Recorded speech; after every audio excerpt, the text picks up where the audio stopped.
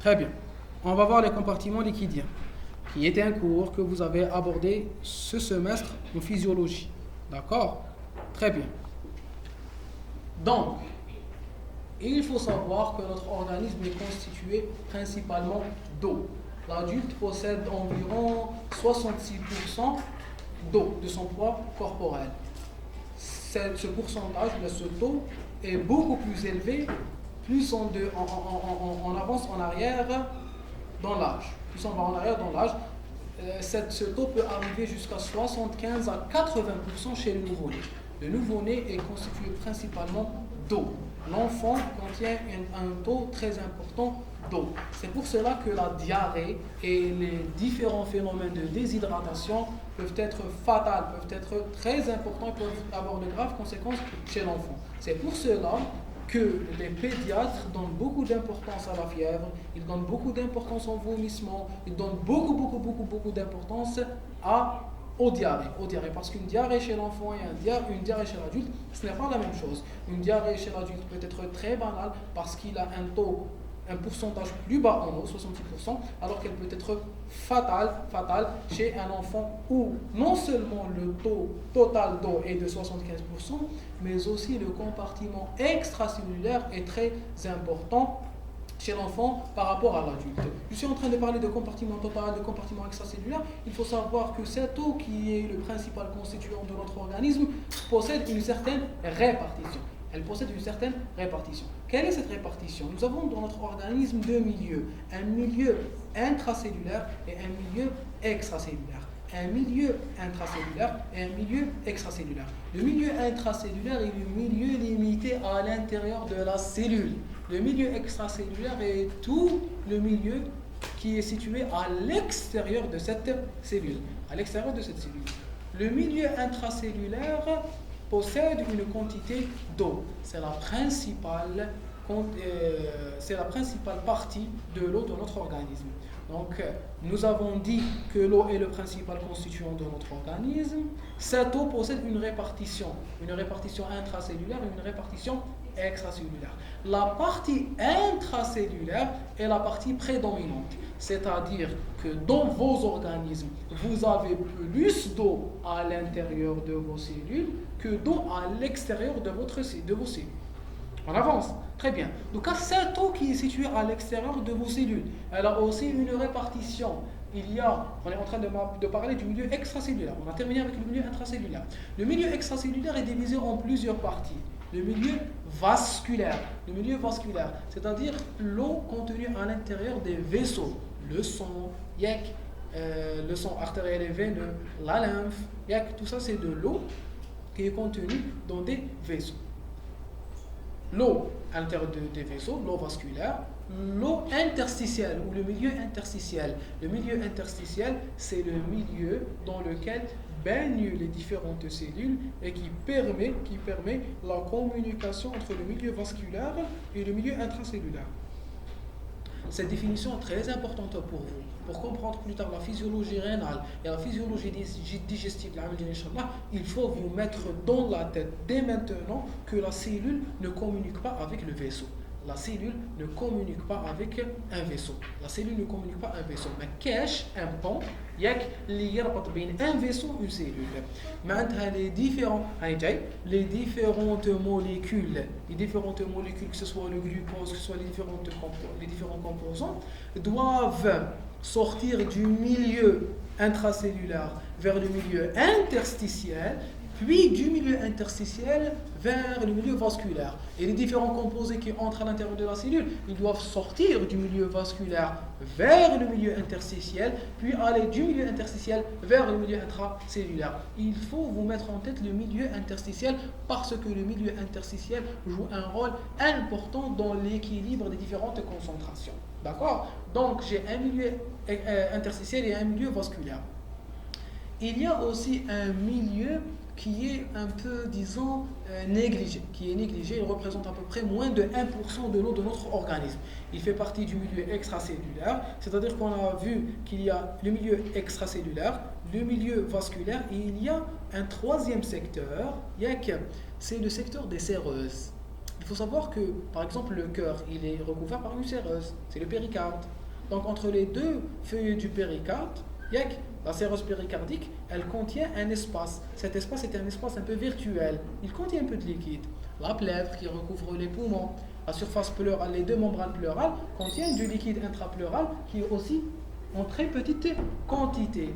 Le liquide, le péritoine, c'est la même chose. Vous connaissez le péritoine? Le péritoine, c'est la séreuse qui regroupe et qui recouvre les viscères intra-abdominaux. Les viscères intra-abdominaux. Donc le péritoine, la plèvre, le cœur, ils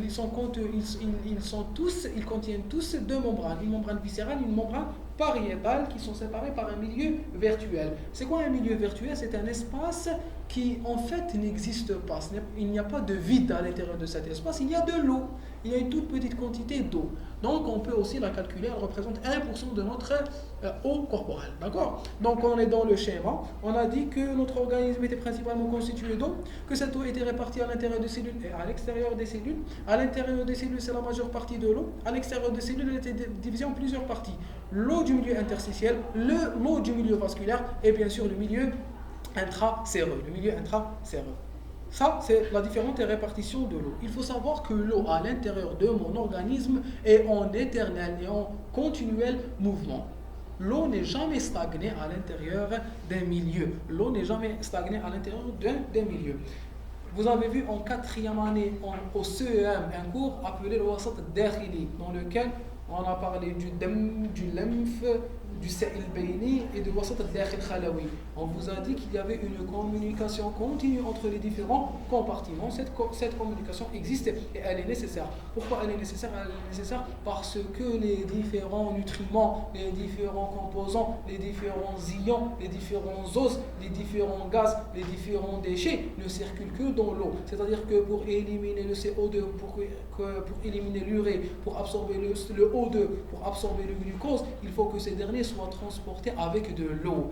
Et pour que ces composés soient transportés avec de l'eau, il faut que cette eau circule. C'est pour cela que l'eau circule du milieu vasculaire vers le milieu interstitiel et du milieu interstitiel vers le milieu intracellulaire et le contraire. Donc l'eau circule en totalité dans notre organisme. L'eau circule à l'intérieur de mon organisme, mais l'eau circule aussi entre le milieu extérieur et mon organisme. Je peux avoir de l'eau, je peux augmenter mon eau à l'intérieur de mon organisme. Comment? Par les différents apports. Quels sont les apports hydriques? Je peux boire. Donc je peux boire de l'eau. Cette eau est absorbée au niveau de l'intestin par des aquaporines et hop, elle passe vers le milieu interstitiel puis vers les vaisseaux. Je peux faire entrer l'eau. Je perds aussi de l'eau. Je perds de l'eau principalement au niveau des urines, au niveau des selles et au niveau des pertes insensibles. C'est quoi les pertes insensibles? Pourquoi on les appelle insensibles? Parce qu'on ne les calcule pas. C'est quoi ces pertes insensibles? Ce sont les mouvements respiratoires.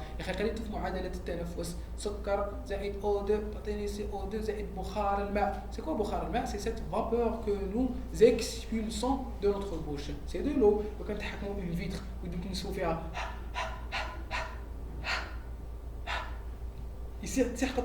donc c'est de l'eau que vous êtes en train d'extraire de votre organisme. C'est une perte insensible. Il y a aussi la sueur. Nous éliminons, pour refroidir notre organisme, nous éliminons de la sueur qui est aussi une perte. D'accord? Donc nous avons les urines, les matières fécales, qui sont les déchets solides de l'homme. Ils contiennent aussi une consistance qui est assez molle dans l'état physique normal, dans l'état physiologique. Les selles, elles sont molles. D'accord? Une échelle en gastrologie, c'est l'échelle de Bristol. Elle est cotée de 0 à 6 ou de 0 à 7. Cette l'échelle, c'est une échelle, une classification qui maintenant classifie le diabète type 1, type 2. C'est une échelle qui classifie les matières fécales. Selon leur consistance. Pour l'excel, solide, semi-solide, molle, semi-molle, liquide. Voilà. Donc, les meilleures selles qu'on peut avoir, c'est les selles Bristol 4, 3 à 4, d'accord? C'est les selles Bristol 4. Donc, ils contiennent assez d'eau. Donc, nous éliminons de l'eau à travers les selles. Les selles, les urines et les pertes insensibles. Donc, il y a un mouvement de l'eau à l'intérieur de mon organisme. Il y a aussi un mouvement de l'eau entre mon organisme et le milieu extérieur. On est d'accord? On avance dans le cours. Très bien. Les vaisseaux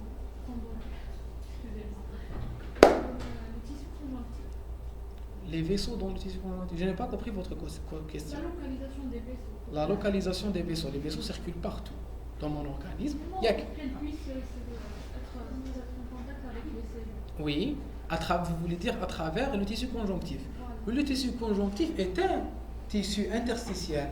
D'accord? Il va être rempli du milieu extracellulaire, du milieu interstitiel. Qui entoure les cellules. Oui, c'est lui. Oui, voilà. Dans les tissus où il y a du tissu conjonctif, le tissu conjonctif va représenter le milieu extracellulaire. Ou bien le syncytium extracellulaire. L'interstitium, pardon, intercellulaire. D'accord? Haya. Composition des différents compartiments liquidiens. Rappel, compartiment extracellulaire, plasmatique, interstitiel, intracellulaire, je crois qu'on a parlé de tout ça. Échange des différents compartiments entre eux et avec le milieu extérieur. Il a suivi le même plan que moi. Échange entre le plasma et le milieu extérieur. Échange entre les différents compartiments. Échange entre le plasma et le milieu interstitiel. Échange entre le liquide interstitiel et le liquide intracellulaire. Impact du gain ou de perte d'eau ou d'osmole. C'est quoi une osmole? C'est quoi une osmole? Une osmole est une molécule qui est osmotiquement active. Une osmole est une molécule qui est osmotiquement active. Qui est osmotiquement ou oncotiquement active, c'est la même chose. Une osmole, c'est une molécule qui est osmotiquement active. C'est-à-dire qu'elle est capable de réaliser le phénomène d'osmose. C'est-à-dire qu'elle est capable de réaliser le phénomène d'osmose. C'est quoi l'osmose? C'est la capacité d'une molécule osmotiquement active à absorber ou à attirer l'eau à travers une membrane semi-perméable. À travers une membrane semi-perméable. Une osmole est une molécule osmotiquement active. Une osmole est une molécule osmotiquement active. Une osmole est une molécule osmotiquement active. Elle est capable de réaliser l'osmose. Elle est capable de réaliser l'osmose. L'osmose est la capacité d'une molécule osmotiquement active. C'est la capacité d'une molécule osmotiquement active à attirer l'eau à travers une membrane semi-perméable. À travers une membrane semi-perméable. Cette membrane est dite semi-perméable parce qu'elle ne laisse pas passer cette molécule osmotiquement active. Dans le cas contraire, la molécule osmotiquement active, elle peut passer d'un côté de la membrane à l'autre côté de la membrane. Mais cette membrane, elle est sélective. C'est-à-dire elle ne laisse pas passer cette molécule, mais ça, elle la laisse attirer l'eau.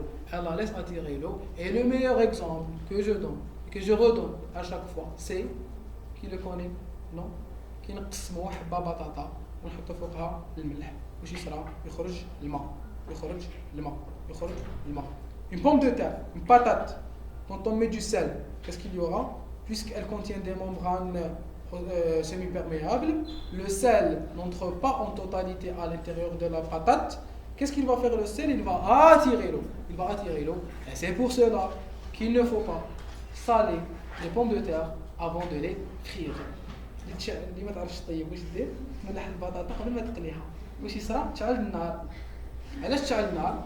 باسكو كي تملحوا البطاطا تسخنوا الزيت ومن بعد البطاطا تحطي فوقها الملح سيداتي يخرج الماء بالبطاطا وكي يخرج الماء وترمي هذيك البطاطا المشمخه فوق الزيت il y aura une explosion.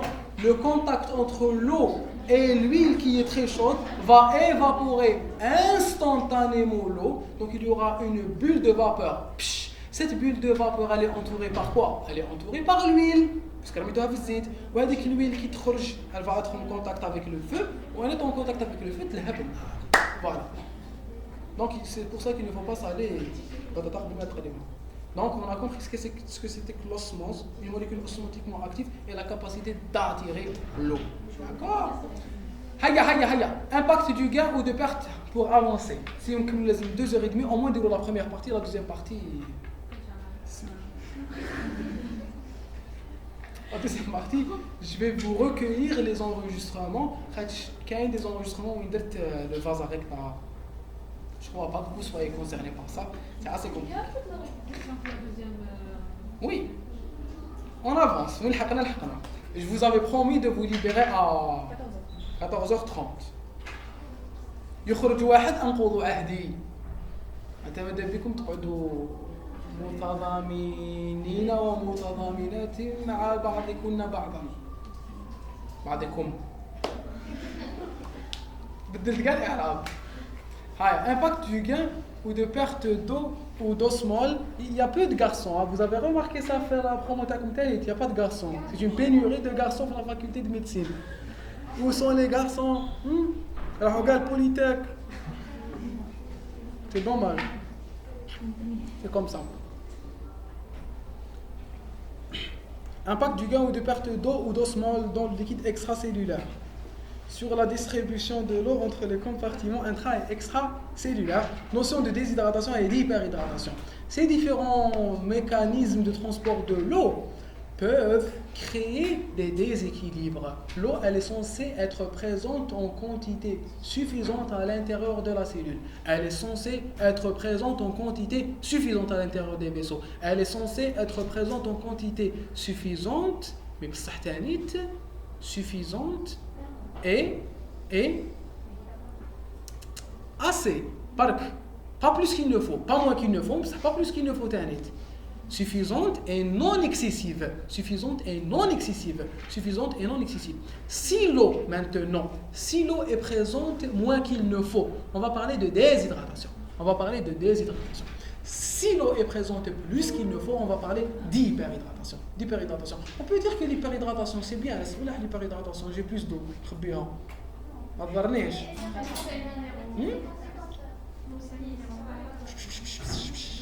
واحد يهدر. Oui, allez-y. Oui, non. Les sels minéraux n'ont plus assez de concentration. Puisqu'il y a une les sels minéraux vont se diluer, ils deviennent inefficaces. Oui, ça c'est important. S'ils deviennent inefficaces, le potentiel des membranes va changer. Le potentiel des membranes en changeant, les membranes deviennent plus efficaces. Ou quand les membranes deviennent plus efficaces, il n'y a plus d'excitabilité. Il y aura des troubles du rythme au niveau du corps. Il y aura des troubles neurologiques. Je vais perdre l'homéostasie de mon organisme. Très bien. En plus d'autres mécanismes qu'on va voir. On vous a parlé de tous les déséquilibres. La déshydratation intracellulaire, la déshydratation extracellulaire, la déshydratation globale, l'hyperhydratation intracellulaire, extracellulaire, l'hyperhydratation. Quand même, hein. Allez, on avance. L'eau contenant des substances minérales et les déséquilibres, vous regardez la vidéo. L'eau contenant des substances minérales est le constituant le plus abondant de l'organisme. On le sait. Une partie de cette eau se trouve dans les cellules et constitue le liquide intracellulaire. On le sait aussi. Ces cellules baignent dans une mer intérieure. De liquide extracellulaire appelé milieu intérieur. Bon, liquide interstitiel. Le milieu intérieur s'interpose entre les cellules et le milieu extérieur. Dans le milieu intérieur, les cellules capturent l'O2 et les nutriments et libèrent les déchets métaboliques. On le sait aussi. Bon, je passe rapidement parce qu'on a parlé de tout ça. Tout changement du milieu intérieur aura un impact sur la cellule et son fonction. Le milieu intérieur ou l'ensemble, le milieu intracellulaire, le milieu interstitiel et le milieu vasculaire. Je vois le schéma. Surface de l'organisme, les différentes cellules, compartiments intracellulaires. Cellulaire, compartiment extracellulaire, les différents échanges. Donc, l'eau, elle est en mouvement entre le compartiment intracellulaire et le compartiment extracellulaire, mais elle est aussi en mouvement entre l'ensemble de mon organisme et l'environnement, le milieu extérieur. Bien sûr, la cellule ne communique pas directement avec le milieu extérieur, elle communique avec le milieu extérieur via le milieu extracellulaire. L'eau dans l'organisme. Teneur de l'eau totale. En moyenne, pour un adulte de 70 kg, combien vous pesez? La question qu'il ne faut jamais poser à une fille. Hein? Quand on vous demande combien vous pesez, قولكم واش ديروا مدوا البي ام تاعكم. شحال البي ام تاعك؟ ولا قولوا mon BMI est correct. Il est entre 18,5 et 21. Le BMI, c'est l'indice de masse corporelle. IMC ou la Body Mass Index. C'est le poids sur le carré de la taille. Quand le BMI تاعنا لازم يكون entre 18,5 et 24,9. Donc il compte 21 entre 21 et 18. Bon, ماشي قريب ل 18 ثاني 21 مليح كاع الحين يحسبوا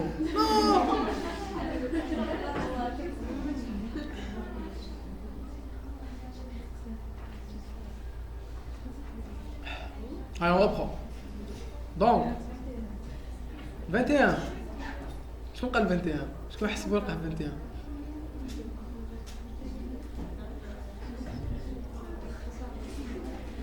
L'indice de masse corporelle est un facteur important dans la définition du syndrome métabolique et des maladies, des facteurs de risque cardiovasculaire.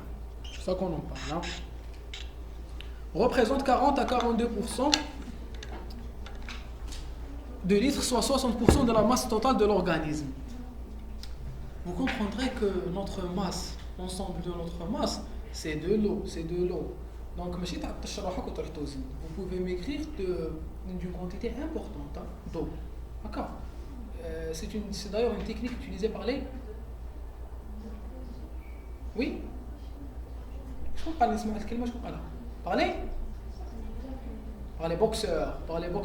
Parce qu'il faut savoir que dans la boxe, on pèse les boxeurs dans les 48 heures, soit la veille, soit avant 2 jours, avant le match. Donc, quand les boxeurs, ما يشربش ما سمانه ما دي هبط هو بوا كوك يهبط البوا بليم دونك يحطها مع واحد بوا بليم ولا ثقيل على بوا بليم يزرقوا mais ça peut avoir des risques très graves. Il peut se déshydrater. Non seulement il peut se déshydrater parce qu'il ne boit pas d'eau, mais aussi qui a يشرب على ضربه في هذوك اليومين peut avoir une hyperhydratation. La sèche, la sèche, je ne sais pas. Merci pour l'information. D'accord. Donc en créant une restriction d'eau, on peut maigrir, on peut diminuer notre poids d'une façon importante. Et en augmentant la quantité d'eau, vous avez sûrement entendu parler des femmes qui prennent des corticoïdes. C'est très courant et c'est très dangereux. D'accord. Donc, gare aux pharmaciens, ceux qui ont des pharmaciens d'ailleurs. Gare aux pharmaciens et gare aux médecins qui prescrivent des corticoïdes sans cesse. Parce qu'il faut savoir que les corticoïdes, les glucocorticoïdes qui ont les cortisol, ont un effet minéralocorticoïde. Maintenant, ils vont agir comme l'aldostérone. L'aldostérone qu'on va voir plus tard, ou la physiologie rénale, l'aldostérone c'est un minéralocorticoïde. C'est-à-dire qu'il va avoir des fonctions au niveau du rein. Au niveau du rein, qu'est-ce qu'il va faire? Il va exprimer des récepteurs. Et les récepteurs, ce sont des récepteurs de contre-transport, de transport perméatif actif, secondaire antipore entre le Na+, et le K+, ou entre le Na+, et le H+. Donc, il va réabsorber le Na+, au niveau du rein. En réabsorbant le Na+, il décrit le Na+, va tirer l'eau. Pourquoi? Parce que le Na+, est osmotiquement actif. Il est osmotiquement actif, c'est une molécule osmotiquement active, donc elle va exercer l'osmose qui a le récepteur, il réabsorbe le Na+. En réabsorbant le Na+, il jibed معاه الماء. Une molécule de Na+, il jibed 8 molécules d'eau. Donc j'aurai plus d'eau de mon organisme. ويطلعوا les pommettes تاعها. Donc elle croit avoir l'air plus coquine. On oublie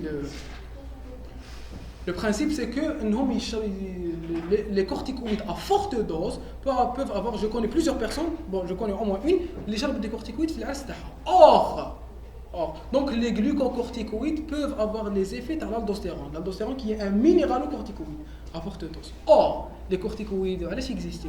Parce que c'est des anti-inflammatoires et des immunosuppresseurs. معناتها هاد المخلوقه كي تشرب les corticoïdes تاعها تولي immunodéprimé. معناتها تمرض بلا غريب تقدر تموت.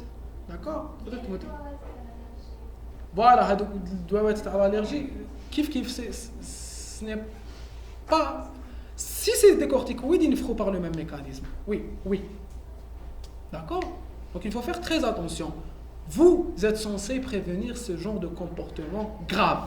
D'accord? Donc il est tout on est d'accord? Très bien. Donc le principal constituant de notre organisme, c'est l'eau. Du sexe, 60% chez l'homme et 50% chez la femme. مسكينة المرأة ما عندها ni l'eau ni les muscles. عندها غير tissu adipeux. Importance de la graisse sous-cutanée qui est peu hydrophile. Donc oui, la graisse ne contient pas beaucoup d'eau malheureusement. De l'âge, 70%. Vous avez vu, chez le nourrisson, elle diminue avec l'âge. Chez le sujet âgé, ce pourcentage diminue à cause de l'expansion de la masse grasse et du tissu fibreux, malheureusement. Eh oui.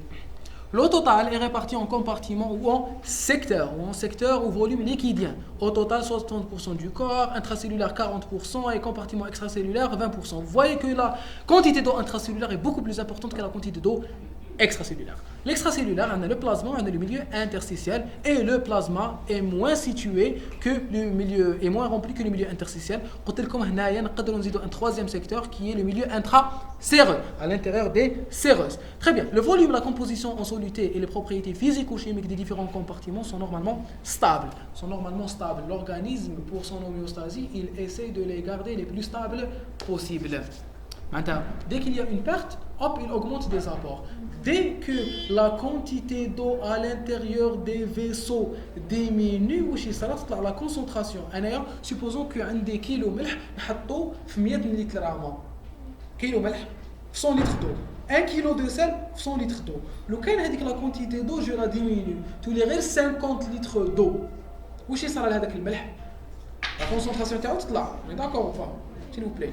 كيلو ملح شمس ملح طعام ملح المائده هذاك نفرغوه في سيتر نتاع 100 لتر داكور سيتر نتاع 100 لتر جي اون كونسونطراسيون تاع كيلو على 100 ياك كيلو على 100 معناتها 0.1 كيلوغرام في اللتر ياك سيبوزون كو نحكم هذاك الماء نحيه بلا ملح نبخرو ندير هذيك سيتيرات سخون يتبخر الماء تقعد لي غير 50 لتر la concentration du sel à l'intérieur de cette citerne تطلع ولا تهبط وكي ندوقوا اللي مالح اكثر ولا مالح اقل مالح اكثر très bien donc quand vous arrivez à retrouver cette différence de concentration par vos papilles gustatives vous avez des récepteurs, des chémorécepteurs à l'intérieur de vos vaisseaux.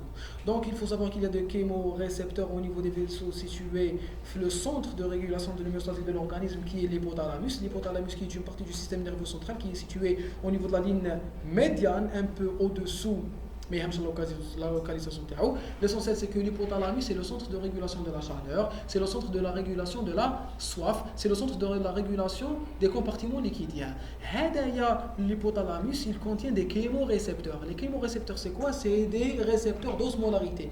Quand l'osmolarité augmente, elle devient supérieure à 285 milliosmoles par litre, il y aura une détection.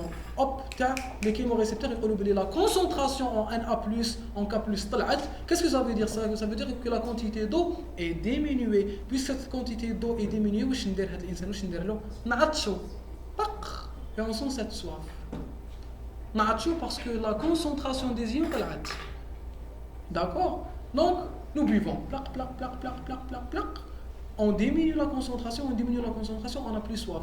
Donc avec la sensation تاع الماء يدوز هنا وكلش c'est pas vrai. Donc la soif ça se passe ici, pas ici. D'accord? Très bien. C'est pour ça qu'il est très important de ne pas se laisser avoir soif. ما لازمش تعطشوا روحكم pour rien. تاكلوا حاجه مالحه ما تخليو روحكم تعطشوا. Pourquoi? Parce que à force تعطشوا, votre organisme va s'habituer à la soif. Les personnes âgées, mais vous avez remarqué ça chez les personnes âgées. Les personnes âgées n'ont pas soif. Il faut calculer la quantité d'eau.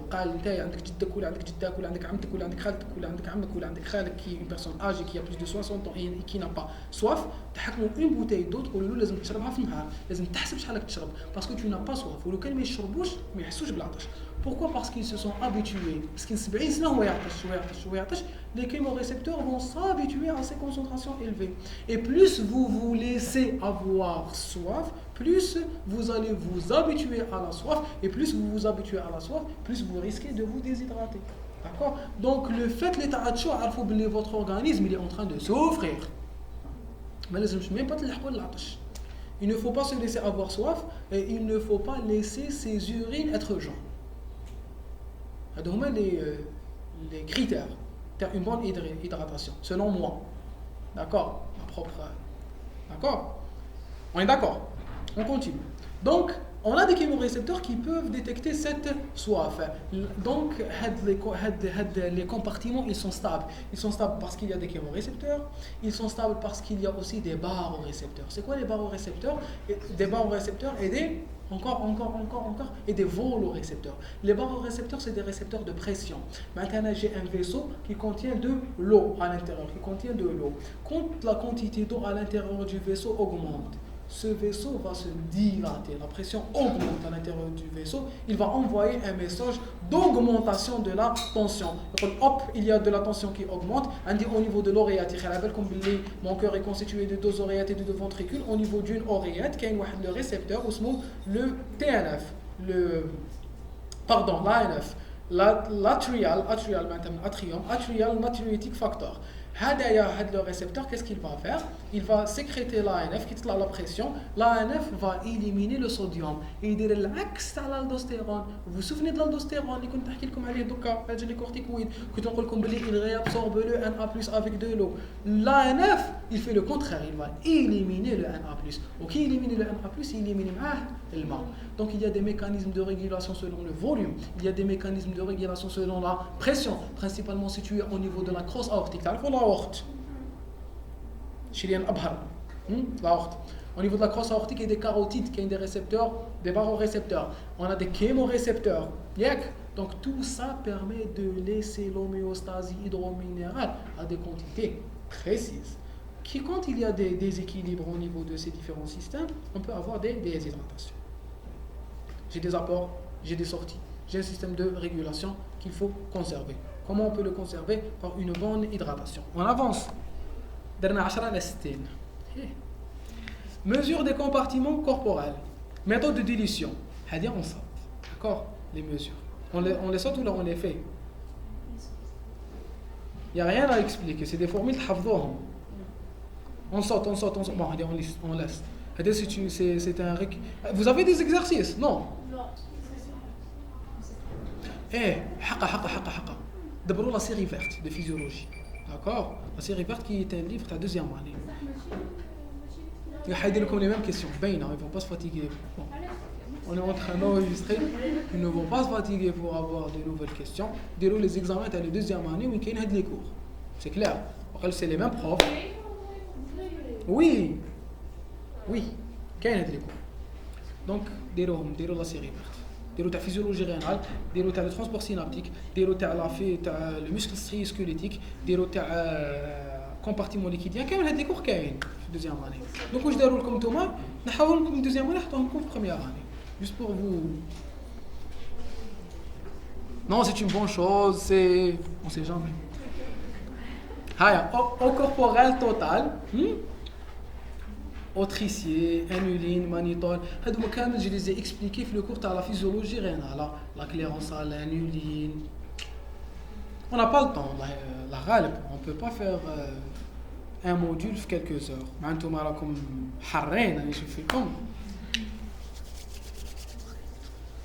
Les méthodes de calcul, vous essayez de les faire tout seul. Vous regardez les vidéos. Si vous avez des questions, vous les envoyez. Qui m'a envoyé une question, jamais répondu. Jamais répondu là. Le seul message que vous avez envoyé. واحد répondit là. وزيدوا. انا. شحال بعثي لي ميساج؟ بعثت ميساج رجال بيوشيني. فوق الشهر ولا répondit لك بصح. انا نسيت كاع اللي سقسيتك. يصبر. Je vais essayer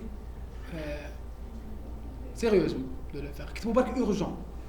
Si c'est vraiment urgent en majuscule, le message, j'essaie de répondre.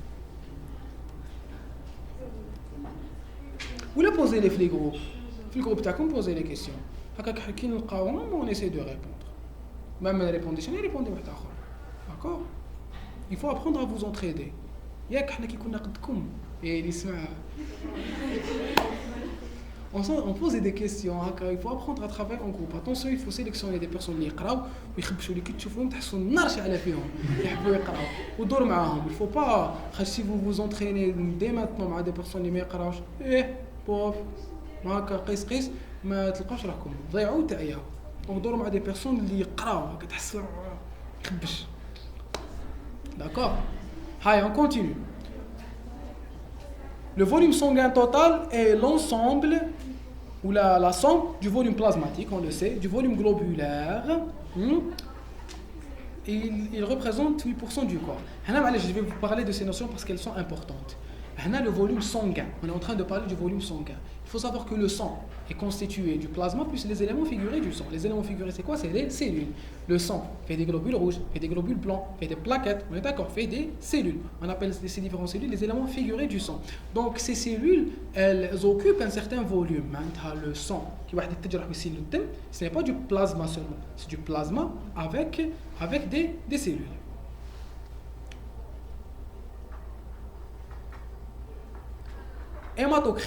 L'hématocrite, c'est le volume globulaire sur le volume sanguin total. C'est quoi l'hématocrite? L'hématocrite, qui demande FNS, formule numérotation sanguine. La FNS, c'est un bilan que vous allez demander et devoir interpréter toute votre vie. Donc, une hématocrite qui est élevée, ça veut dire qu'il y a une hémoconcentration. L'hématocrite, c'est quoi? Hématie, globule rouge. Hématocrite, c'est un calcul. L'hématocrite, c'est quoi? C'est la concentration, le pourcentage des globules rouges par rapport au sang. Elle est normalement de 45%. Qui dit comme j'ai une hématocrite à 45%, le volume de mes globules rouges représente 45% du volume de mon sang. D'accord? Très bien. كي تطلع l'hématocrite واش معناتها كي تطلع l'hématocrite معناتها il y a une hémoconcentration. Maintenant la concentration des globules rouges à l'intérieur du sang est élevée. Elle est élevée. Quand l'hématocrite est diminuée, ça veut dire que la concentration des globules rouges au niveau نعم تشنو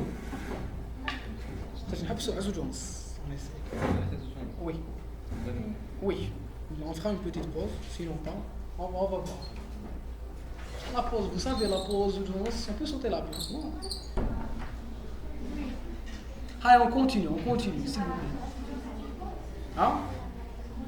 Non, c'est pas une pause. Mais ça,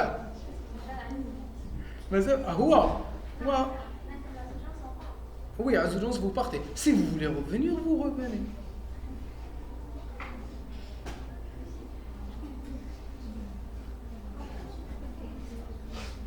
Ah, c'est comme ça. عرفتي كي تضحكي شكون ضحك انتيا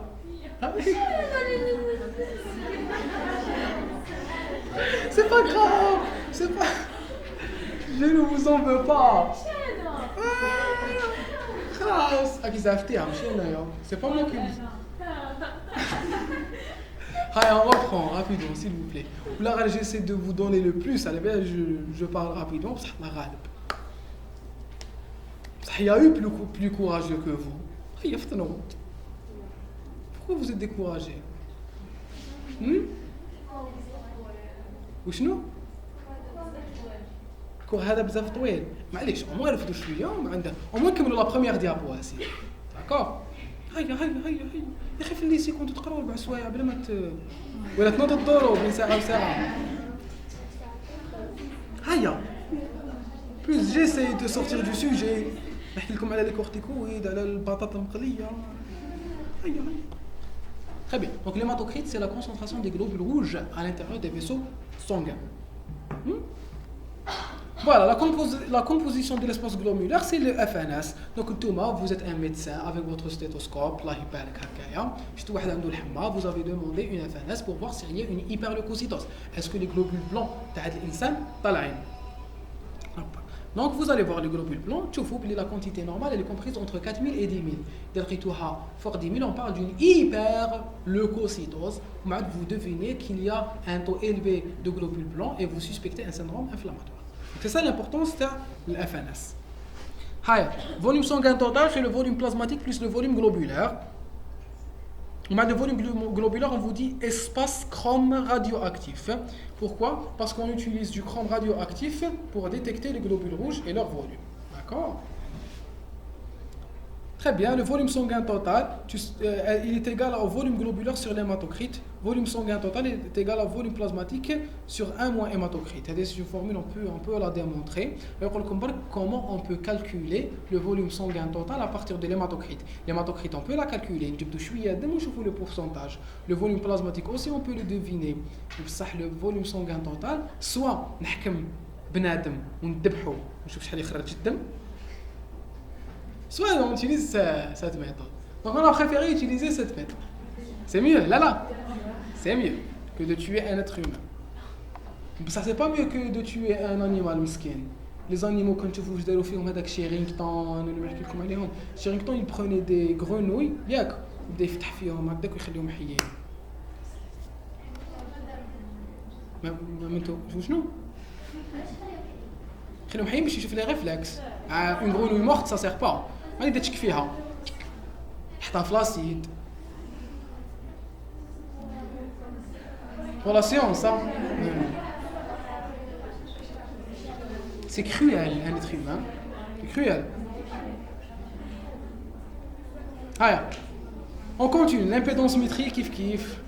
La mesure des compartiments par impédance-métrie est fondée sur la capacité des tissus hydratés à conduire l'électricité et sur le fait que les courants à basse fréquence ne pénètrent pas dans le secteur intracellulaire, contrairement aux courants à haute fréquence qui traversent la membrane cellulaire. C'est des méthodes électriques, on peut deviner la constitution en eau, c'est pas important. Hein. Ce n'est pas du tout le plus important. Bon, d'accord, on enlève. Je la reprends. Mesure des compartiments corporels. L'impédance-métrie bioélectrique en sorte, c'est pas important. Là, on vous montre les techniques. Et donc, c'est des méthodes pour savoir l'état d'hydratation corporelle. Composition des différents compartiments liquidiens. Une solution, elle est égale au solvant plus le soluté. Le solvant, c'est le moudib, c'est le liquide qui peut dissoudre le soluté. C'est le liquide qui peut dissoudre le soluté. On a deux types de solvants, les solvants organiques et les solvants inorganiques. Le principal, le plus important solvant inorganique, c'est l'eau. Un des solvants, est-ce que vous pouvez me donner des solvants organiques que vous avez vus en biochimie? L'éther, oui, encore. La chlorophylle, oui. Le benzène, excellent, c'est des solvants organiques. Une concentration exprime le rapport quantitatif entre le soluté et un solvant.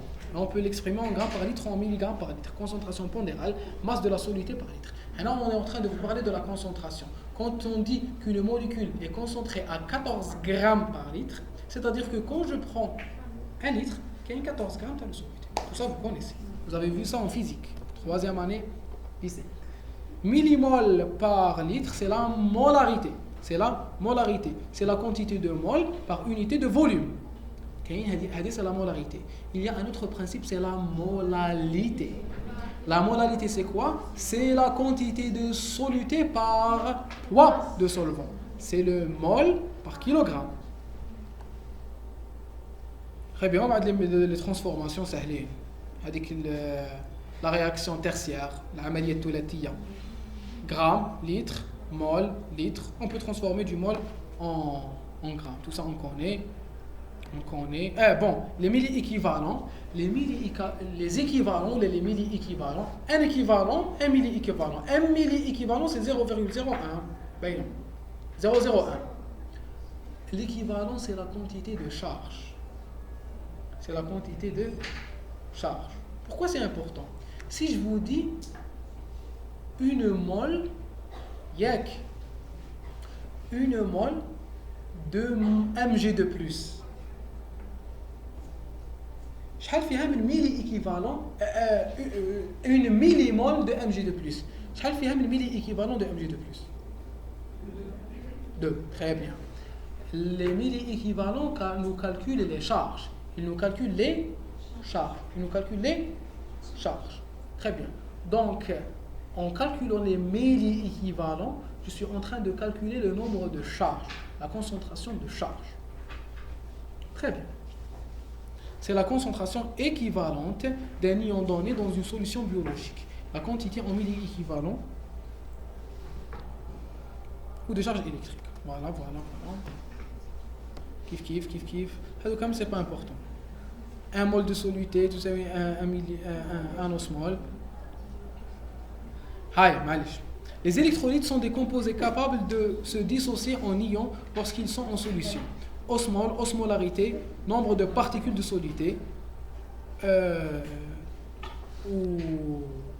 C'est l'osmolarité, c'est l'osmolalité, c'est le nombre de particules de soluté par kilogramme de solvant. On en a parlé. C'est des transformations. Voilà. Le compartiment extracellulaire. Enfermé dans le système vasculaire, il représente le quart de l'eau dans le compartiment extracellulaire. Donc le milieu plasmatique représente le quart du milieu extracellulaire. Des substances ionisées mises en évidence par l'ionogramme sanguin. Donc le compartiment extracellulaire, il est composé de quoi? Il est composé d'eau et d'électrolytes. À l'intérieur des vaisseaux, le plasma, il est constitué de quoi? Il est constitué d'eau plus des ions. Des ions, comment je peux les calculer? Ou comment je peux savoir leur composition? Je demande, je demande un ionogramme. C'est quoi un ionogramme? C'est un bilan qui va me calculer la quantité des ions dans le sang. On va dire le Na+, le K+, le Ca2+, si je le demande, etc. Et ici, je peux parler d'hypernatrémie, qui est l'augmentation du taux de sodium.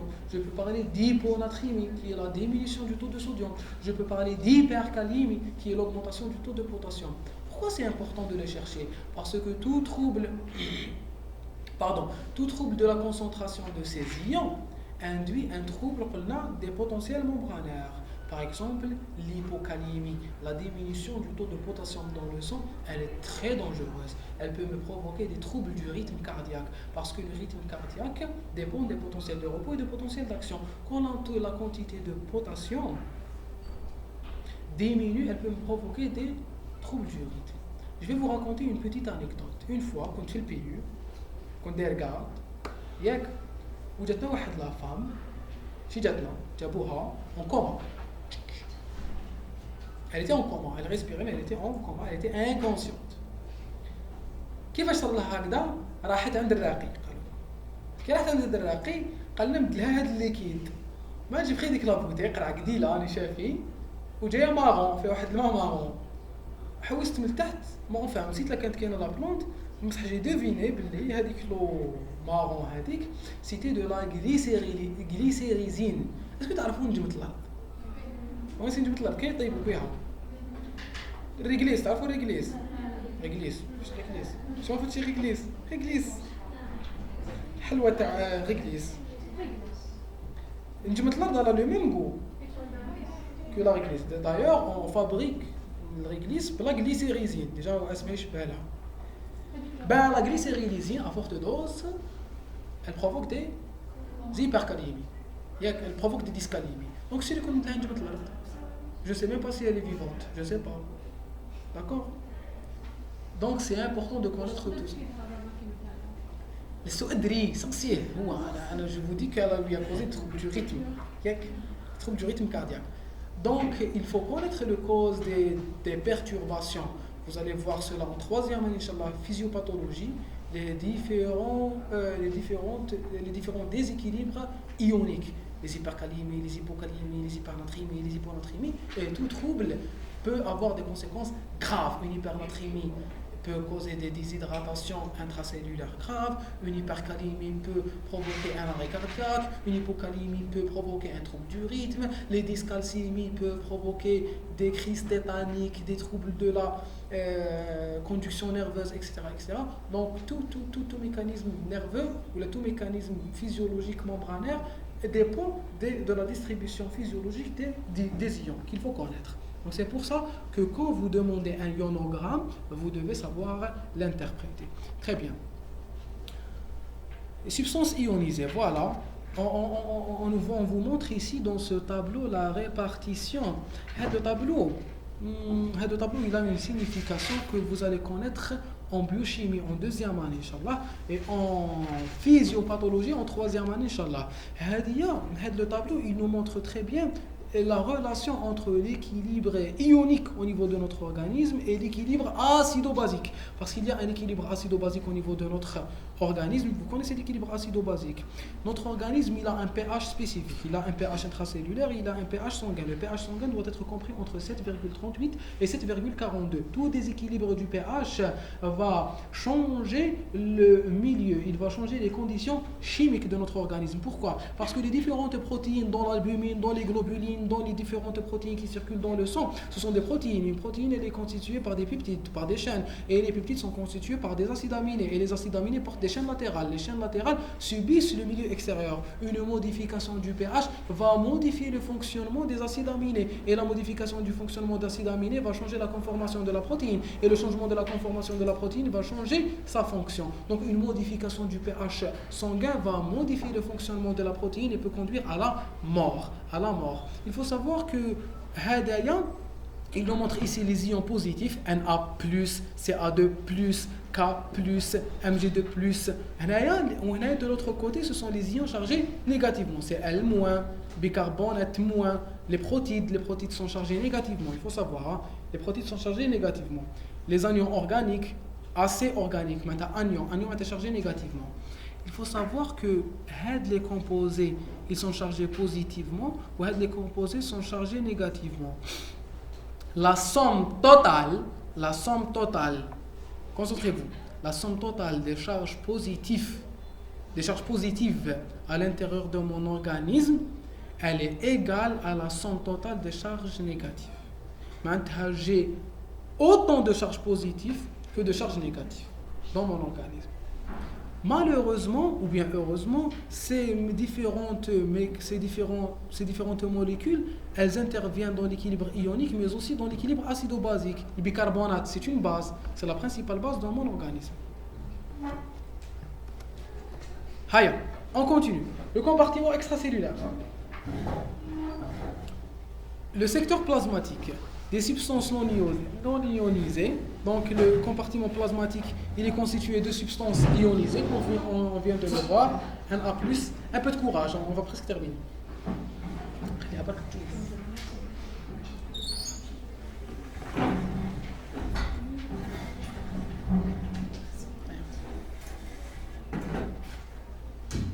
Il contient des charges ionisées et des charges non ionisées. On va voir un peu les charges non ionisées, comme les glucides, les lipides, l'urée et la créatinine.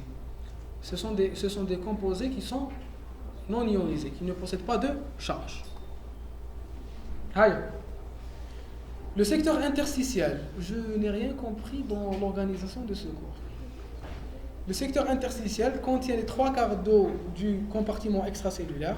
Donc le secteur interstitiel contient les 3/4 du milieu extracellulaire, mais du milieu total. J'ai un milieu total qui est divisé en intracellulaire et en extracellulaire. L'extracellulaire, 1/4 intraplasmatique et 3/4 interstitiel. Très bien. L'eau intercellulaire, la lymphe et les liquides non sanguins. Je ne suis pas d'accord. Il vous dit que la lymphe fait partie du milieu interstitiel, c'est à revoir. Là, il a divisé le sang et le reste. Je vous avais divisé le milieu vasculaire, comme le milieu lymphatique. Allez, pour l'examen, vous gardez ce qu'il y a dans vos cours. Le secteur interstitiel toujours. Les secteurs vasculaires et interstitiels sont séparés par la paroi capillaire. La paroi capillaire, c'est quoi? C'est la muraille, le petit mur qu'il y a entre les capillaires et le milieu interstitiel. Vous savez ce que c'est qu'un capillaire?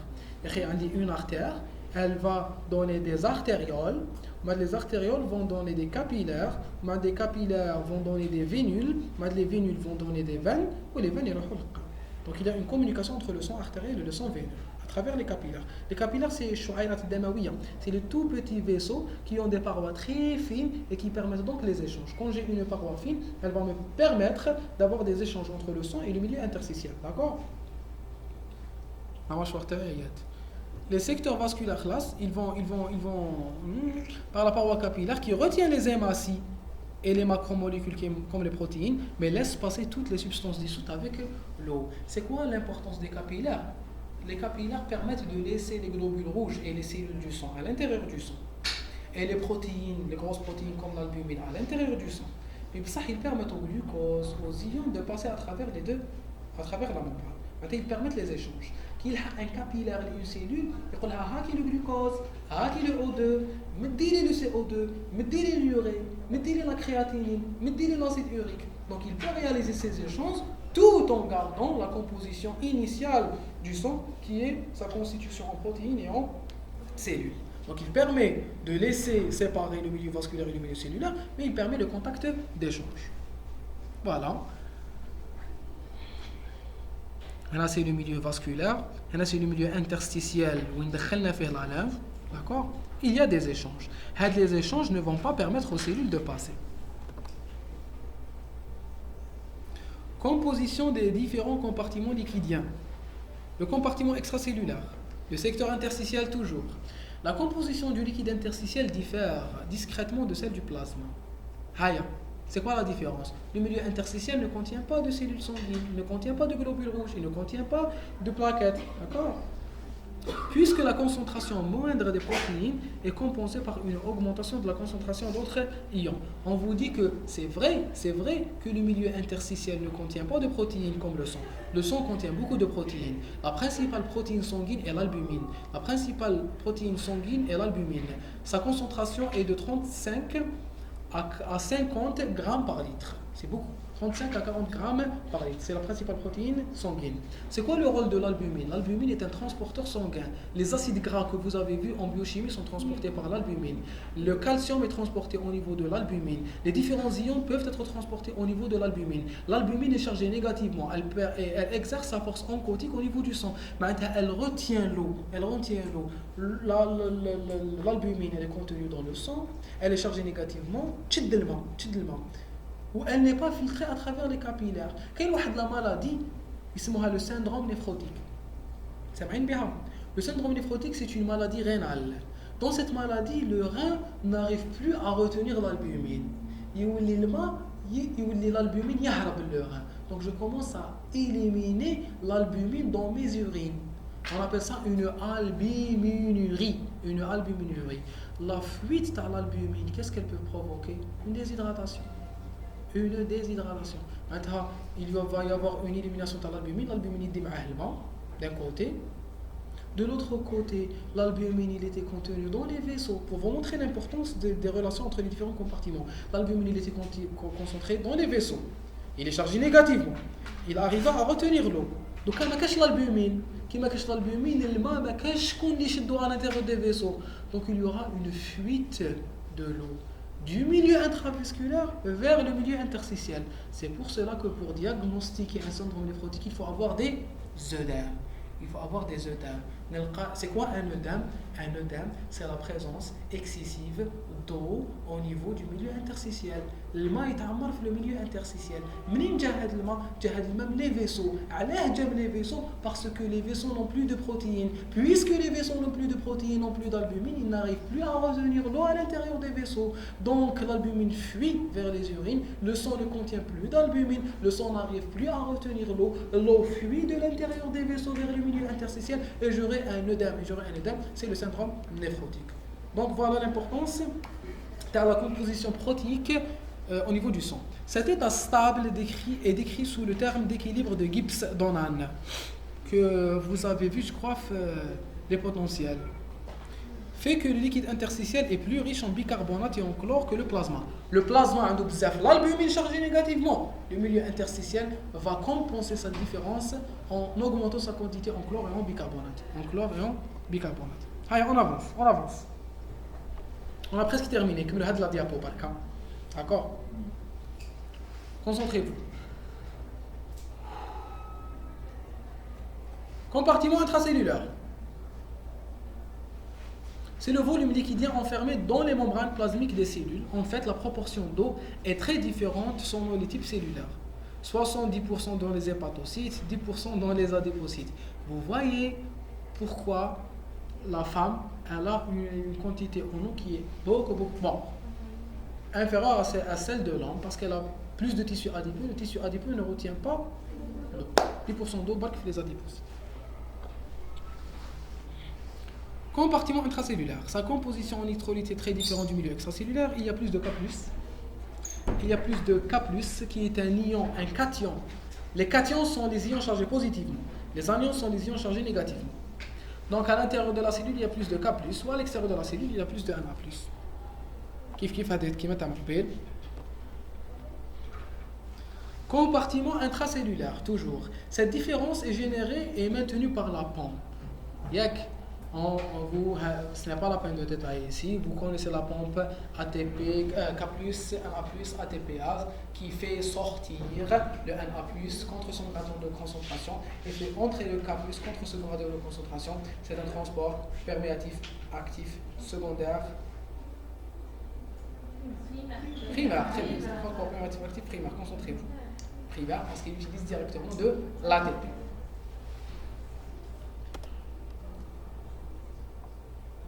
Le milieu interstitiel contient très peu de protéines, plus de chlore, plus de bicarbonate et un peu moins de Na+, que le plasma. Bon, vous les retenez, les compositions de chaque milieu. Dans le liquide intracellulaire, il y a plus de protéines que dans le milieu extracellulaire. Le cation le plus abondant est le K+, et l'anion le plus abondant est le phosphate. J'allais vous dire ça. L'anion le plus important est le phosphate. Le phosphate entre dans les différentes voies cataboliques de l'organisme. Le phosphate, c'est un ion très facilement produit. Il y a l'organisme. Parce que la cellule en a besoin. Elle prend l'ADP, dit de l'OP, ATP. Elle prend l'ATP, elle le dégrade, elle donne DP. Le phosphate est contenu en très grande quantité. Vous voyez les réactions cataboliques, la glycolyse, le monophosphate, le diphosphate. D'accord? Malgré la différence de composition des deux secteurs, l'eau intracellulaire possède la même osmolalité que l'eau extracellulaire, c'est-à-dire la même concentration en substance dissoute totale. Le principe, je l'avais expliqué dans l'autre vidéo. S'il vous plaît, vous essayez de la regarder, c'est très sérieux. Il faut savoir que la quantité de charge intracellulaire est la même que la quantité de charge extracellulaire. Ils sont en équilibre. En effet, toute différence d'osmolarité transitoire entre ces deux secteurs induit un flux d'eau qui tend à rétablir l'équilibre de concentration intracellulaire et extracellulaire. Donc j'ai une osmolarité totale intracellulaire et extracellulaire qui est équivalente. Dès qu'il y a une petite différence, la pompe travaille encore plus, j'élimine des protéines, l'essentiel, je rétablis cet équilibre qui est important. Échange des différents compartiments entre eux. Les compartiments liquidiens ne sont pas des volumes statiques. On avait dit ça au début du cours.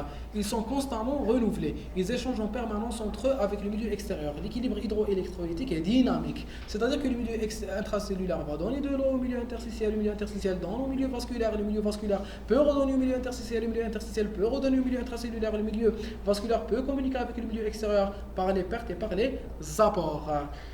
Leur fixité n'est pas synonyme d'immobilité. Elle est résultante d'un équilibre entre les entrées et les sorties, c'est-à-dire du bilan des substances. Celles-ci sont sans cesse renouvelées.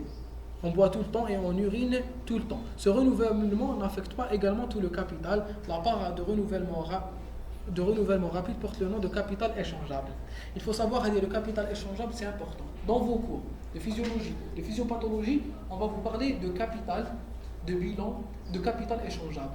Quand on vous dit, vous allez entendre parler bilan sodé positif, ou le bilan sodé négatif, ou le bilan hydrique positif, ou le bilan hydrique négatif.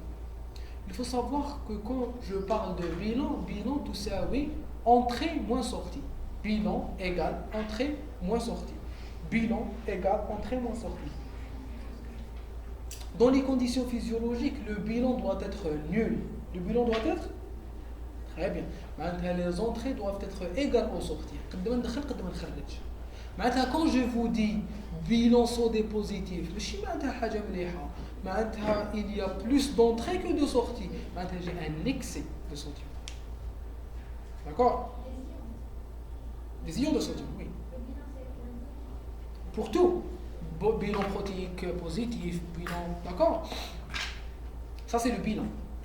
Quand je vous parle de capital, écrivez capital entre parenthèses pool total, pool, P-O-O-L.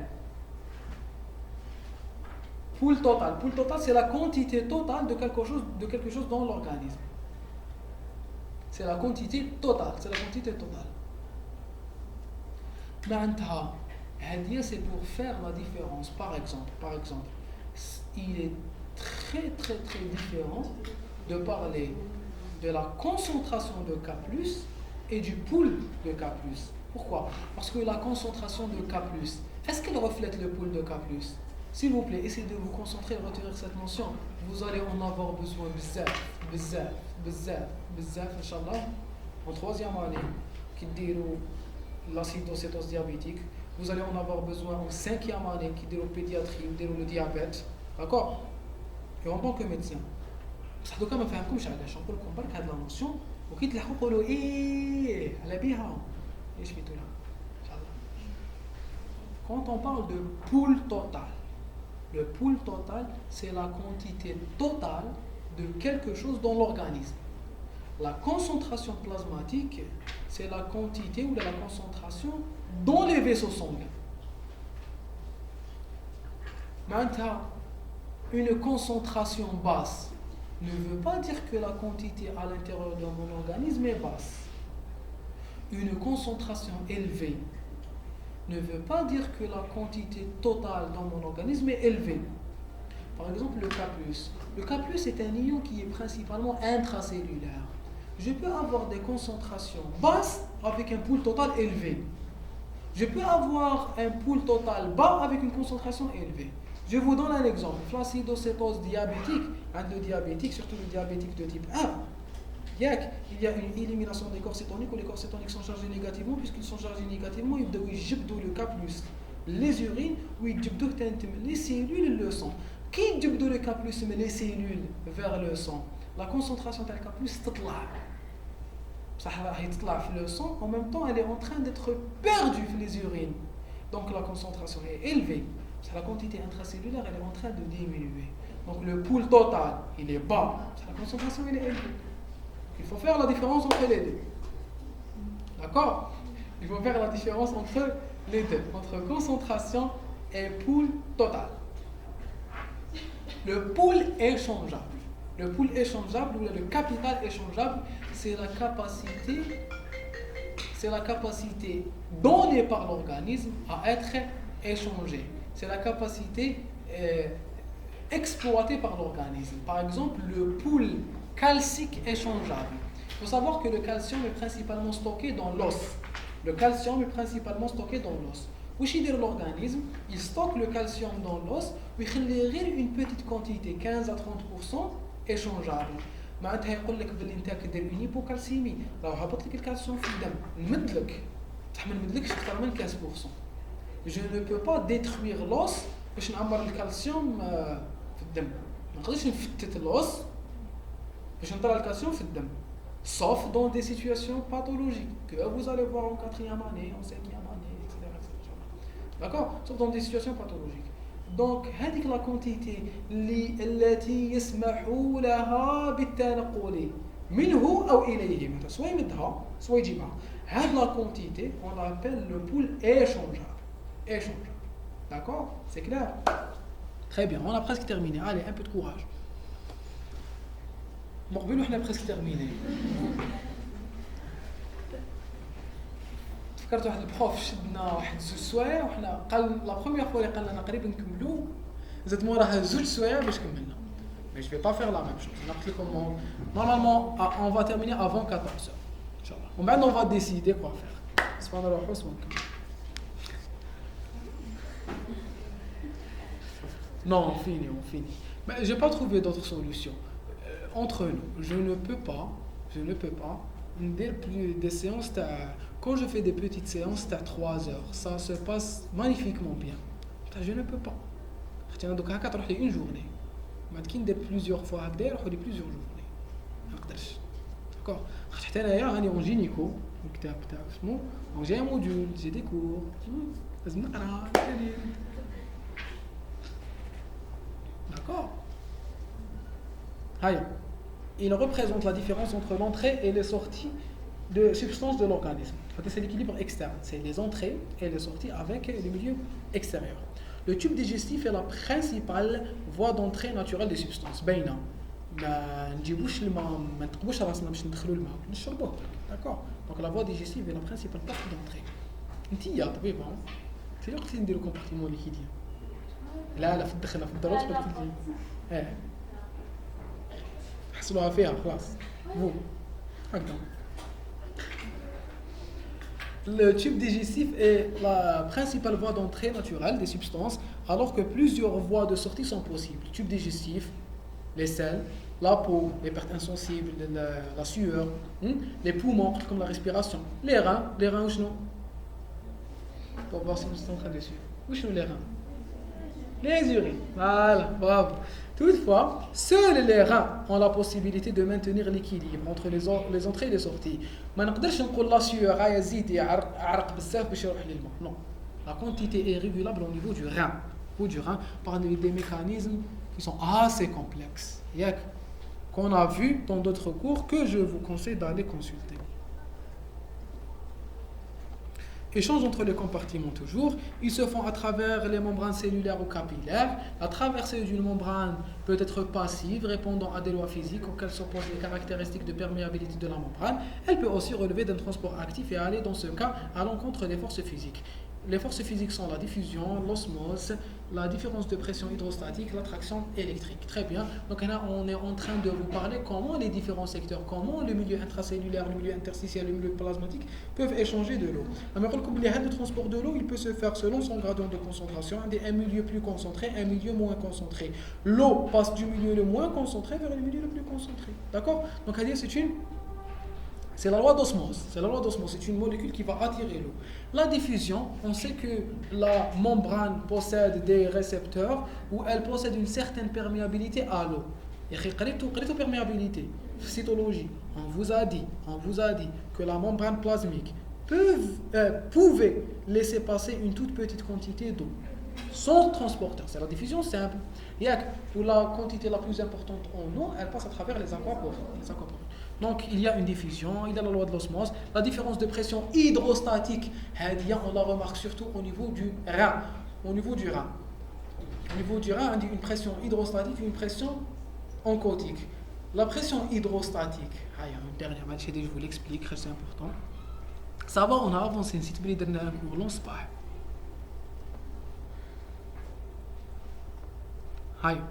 La pression hydrostatique et la pression oncotique, c'est quoi? C'est une membrane. C'est une membrane.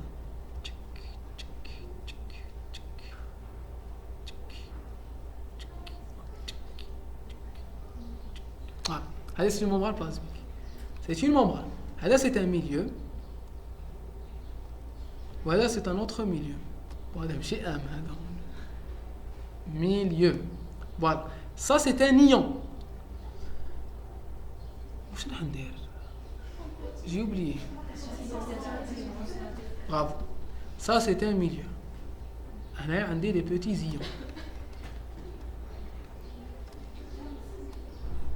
هذه إيون طفلة. إذا فانا خارج حبة تفطر. Voilà. Ça, c'est le deuxième milieu. هذا c'est un ion شبعان. Bref, donc c'est un milieu qui est très concentré en ions. C'est un milieu qui est peu concentré en ions. Il faut savoir que les différents mouvements d'un milieu à l'autre dépendent principalement de deux pressions. La première pression est dite pression oncotique. C'est quoi la pression oncotique? C'est la pression qui donne naissance à l'osmose. L'osmose est la capacité de l'eau à passer du milieu le moins concentré vers le milieu le plus concentré à travers une membrane semi-perméable. Là, c'est la capacité d'une molécule à attirer l'eau à travers une membrane semi-perméable. Donc, il y a plus de concentration. Donc, il y a plus de concentration de ce côté que de ce côté. Donc, la pression oncotique, elle va de ce côté. Ça ou là, non? Il y a une autre pression. C'est la pression hydrostatique. Statique, statique. La pression hydrostatique, c'est la pression exercée, c'est la pression physique, mais chimique. C'est la pression physique exercée par la présence même de l'eau. Un sachet ونعمروا بالماء ولا باللبن ساشيات نحبوا نحطوا اللبن في الساشيات دونك نعمروا بان ليكيد ولا بالشربات سي غراف في الشمس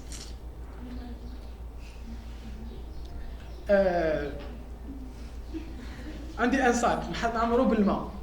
La présence de l'eau à l'intérieur du sac va exercer une pression sur les parois de ce sac. La pression, c'est une pression hydrostatique, c'est une pression physique. Les parois du sac. D'accord? Donc la pression hydrostatique, elle s'exerce où? Elle s'exerce du milieu. Il fallait pas la porter, il fallait porter une autre. La pression hydrostatique, le milieu où il y a le plus de pression vers le milieu où il y a le moins de pression. Et le milieu où il y a de plus de pression, c'est le milieu vasculaire. D'accord? Puisqu'il y a les muscles lisses, les vaisseaux sanguins, les artères possèdent des capillaires, possèdent des muscles. Les muscles favorisent à augmenter la pression hydrostatique, la contraction et la mobilisation du sang. En plus, il y a le cœur qui est en train de pomper le sang, pomper le sang, donc il zide la pression hydrostatique. Donc j'ai une pression hydrostatique. Donc on oublie l'artère. Mais il y a de ce côté ou de ce côté. Donc la force, elle va tendre à attirer l'eau de ce côté. Je vais vous exercer toutes les forces. Il y a en fait qu'il y a 4 forces. Il y a la pression oncotique. نديروا l'oncotique بالاحمر والhydrostatique بالاخضر. كاين la pression oncotique exercée par ces molécules وكاين la pression oncotique exercée par ces molécules. هذا le milieu عنده les protéines تاوعو تانيت ولا عنده les ions تاوعو تانيت ويجبدوا الماء. دونك لو كان نحسبوا غير la force oncotique منين يجوز الماء؟ يجوز vers le milieu où il y a le plus de concentration. Le milieu اللي تغلب la force oncotique تاعو puisque هذا il est beaucoup plus concentré يجبد الماء أكثر. داكور يجبد الماء اكثر دونك هذه تجيني كبيره هذه تجي هكا كبيره وهذا اللي يجبد الماء اكثر دونك جي اون فورس اون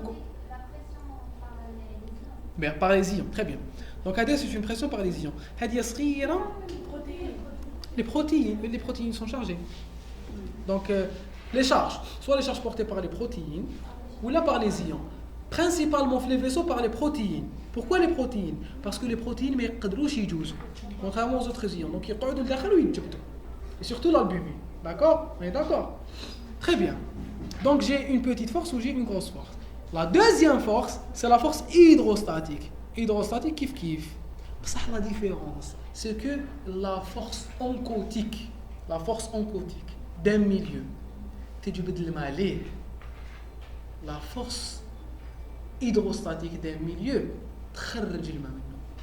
Donc si je veux calculer la force hydrostatique de ce milieu, supposons que la pression hydrostatique كبيرة في هذا الميليو. وين رايح تطبع الماء؟ طبع الماء vers ce sens. الماء زرق. Vers ce sens, la pression hydrostatique. Tandis que la pression hydrostatique de ce milieu تخرج الماء vers l'autre côté. Donc, pour parler du passage entre deux milieux, c'est important, pour parler du passage de l'eau entre le sang et le milieu interstitiel, entre l'urine et le sang, il faut prendre en considération les 4 forces. La force oncotique du milieu vasculaire avec la force oncotique du milieu interstitiel. La force hydrostatique du milieu vasculaire et la force hydrostatique du milieu vasculaire. Donc, je vais dire les positifs. Supposons que je veux étudier le passage de l'eau vers ce côté. Maintenant, la pression hydrostatique de ce milieu, est-elle positive ou la négative? Positif, excellent. Positif parce que la force hydrostatique, قلنا طبع الماء. ما فهمتوش. La force عندي deux milieux. عندي deux milieux. وعندي une membrane semi-perméable. عندي deux forces, une force oncotique et une force hydrostatique. La force hydrostatique elle est due à la présence de l'eau. La force oncotique elle est due à la présence de protéines ou de charges. La force oncotique تجبد الماء puisque c'est des protéines chargées, يجبد الماء. La force hydrostatique طبع الماء. صح ولا لا force hydrostatique طبع الماء. Donc dans un milieu la force hydrostatique elle tend à faire sortir l'eau ou la force oncotique elle tend à faire entrer l'eau. Donc quand j'ai deux milieux je dois toujours préciser le sens تاع l'eau. وين راهو جايز انا j'ai décidé هكذا j'ai décidé يجوز du milieu 1 vers le milieu 2. ياك معناتها vers ce sens. La force hydrostatique du milieu 1 elle est positive ou la négative? Elle est positive parce qu'elle حابه تخرج الماء. La force oncotique du milieu 1 elle est positive ou la négative? Elle est négative parce qu'elle حابه تشد الماء. La force hydrostatique de 2 elle est positive ou la négative? Elle est négative parce qu'elle s'oppose elle تطبع الجهه المعاكسه. Ou la force oncotique de 2 elle est positive ou la négative? Positive parce qu'elle est تجبد في الماء. Je reprends حتى تفهموا وما عاد تروحوا. نعم كاين شي ما في ديابو 42 انا 42 ها هي فوالا تاعي خير شباب عليه. هاي جي ان ميليو هذا سي الميليو le versant artériolaire معناتها يجي من لي artères هنا سي لو capillaire هنا c'est le versant veinulaire. D'accord? Donc وشنو pH معناتها pression hydrostatique. pH c'est pression hydrostatique capillaire, pression hydrostatique interstitielle, pression oncotique capillaire, pression oncotique interstitielle. Donc انا واش ندير كي نحب نحسب وراهي l'équation. Voilà, la pression hydrostatique totale, c'est la différence, elle est égale à la pression hydrostatique capillaire ناقص la pression hydrostatique interstitielle. وعلاش ناقص؟ وعلاش درت la pression hydrostatique capillaire positive ou la pression hydrostatique interstitielle درتها négative? Parce que je suis en train d'étudier le passage du capillaire vers le milieu interstitiel. صح ولا لا؟ أنا حاب نعرف لي نوتريمون كيفاش يخرجوا من لي كابيلار vers le milieu interstitiel. أنا حاب نعرف لي نوتريمون كيفاش يخرجوا من لي كابيلار vers le milieu interstitiel. دونك نحكم كامل القوى اللي تفافوريزي لو باساج du milieu capillaire vers le milieu interstitiel نديرهم بوزيتيف. ونحكم كامل القوى اللي elle s'oppose au passage de l'eau du milieu capillaire vers le milieu interstitiel نديرهم négatif. أنا على بالي بلي la pression hydrostatique la pression hydrostatique à l'intérieur du capillaire, elle pousse l'eau du capillaire. Maintenant, elle est positive, elle tend à faire sortir l'eau du capillaire. Maintenant, elle favorise le passage du sang du milieu vasculaire vers le milieu interstitiel. Maintenant, elle est positive. La force hydrostatique dans le milieu interstitiel, elle s'oppose à le vaisseau. Donc, elle est négative. Fahmtou, négatif ou positif, c'est moi qui choisis. Je choisis selon quoi? Je choisis selon le sens que j'ai choisi. Je suis en train d'étudier la filtration dans le sens capillaire vers les cellules. Donc, comme les forces, les capillaires, les favoriser ou le passage de l'eau, les capillaires, les cellules, positif. Ou comme les forces, les favoriser ou le passage de l'eau, les cellules, les capillaires, on négatif. Un des quatre forces, un des l'hydrostatique capillaire ou l'hydrostatique interstitielle ou l'oncotique capillaire ou l'oncotique interstitielle. L'hydrostatique capillaire تخرج الماء نديرها positif. L'hydrostatique interstitielle طبع الماء داخل les vaisseaux donc نديرها négatif. L'oncotique capillaire c'est des protéines à l'intérieur des capillaires اللي راهم يشدوا في الماء. Donc elle s'oppose au passage. راهي تجبد في الماء تقول له ما تروحش ما تخلينيش. ما تخليش يخرج. l'essentiel ما تخليش يخرج كي ما تخليش يخرج تقول خطيني خليني نروح. يطبعها. Donc elle est négative.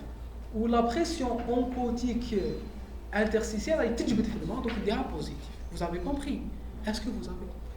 Donc je peux calculer une force totale, ندير la capillaire, l'hydrostatique capillaire positive, ناقص l'hydrostatique interstitielle وثاني ندير oncotique. بصح هنا oncotique هنا capillaire هنا ودايرها بوزيتيف نعكسوها كي نحبوا نيتيديو فوالا تخرج معكوسه. ما فهمتوش هنايا وداير لا بريسيون اونكوتيك حب يخرج لي دو فالور بوزيتيف ياك حب يخرج لي دو فالور بوزيتيف ما يهمناش ليسونسيال انايا موراها كون جو كالكول جو لا برون اون فالور نيجاتيف باسكو جو شوازي سولون ان سونس ما نقدرش وحده نحسبها هكا وحده نحسبها D'accord? Qui n'a pas compris? دائما على حسب le sens. Oui. Oui. Oui. بصح يقول لك زعما يقول لك donner la pression totale de la filtration glomérulaire. معناتها على بالك باللي c'est le sang vers les urines, la filtration du sang. D'accord? Est-ce que vous avez compris? Allez, on continue. Qui n'a pas compris, je reprends. Qui a une question? سقسي روحي تفضلي. Si, allez-y, روحي. وشنو؟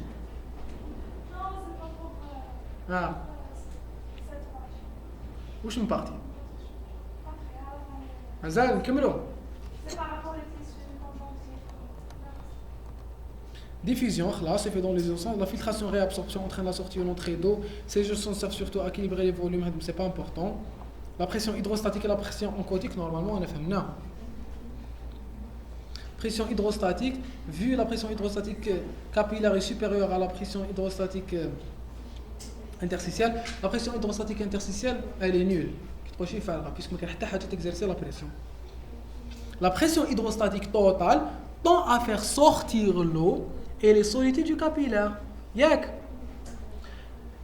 La pression hydrostatique diminue le long du capillaire du fait de la résistance du vaisseau à l'écoulement. On va avancer le vaisseau, il sera le diamètre تاعو ومن كي يصغر الديامتر تاعو je suis en train d'éparpiller هذيك la force hydrostatique. لو كان نحكم un tuyau ياك un tuyau يلحق à un certain moment يتقسم على 10. Est-ce que la pression داخل هذيك التويو وداخل هذوك 10 كيف؟ صغار la pression كنت نقسمها. La pression oncotique, vu la prédominance des protéines dans le secteur plasmatique, la pression oncotique tend à retenir l'eau dans le plasma. Celle-ci reste presque constante le long du capillaire, car le flux traversant la paroi est le même, est modéré. La pression oncotique diminue, en cas d'hypoprotidémie, le syndrome néphrotique. Le syndrome néphrotique, donc plus le liquide quitte il y aura plus de liquide qui quitte les capillaires et il y en aura des œdèmes. Comme les diapos. Donc, qui connaît un syndrome néphrotique, je n'ai plus de protéines. Qui je n'ai plus de protéines dans les vaisseaux? Avec la force oncotique, qui t'ahbat, mais qu'est-ce que la force qui tchid l'eau dans les vaisseaux? L'eau va fuir les vaisseaux et j'aurai un excédent d'eau dans le milieu interstitiel. C'est ça le dème. Fais-moi s'il vous plaît, dites. Fais-moi. Ou non? Non. Toutes les autres. Oui, on va se terminer. وشنو؟ معليش غير بنكمل. غير 20 زوج نكونوا كملنا. D'accord. Si c'est urgent, vous pouvez sortir bien sûr. D'accord? Hay. La prochaine fois, pour toutes les prochaines séances, Inch'Allah, parce que j'ai pas l'habitude d'avoir ce genre de problème. Les prochaines séances, Inch'Allah, on les fixe. Première séance de 9h à midi et demi, deuxième heure de 13h30 à 16h30.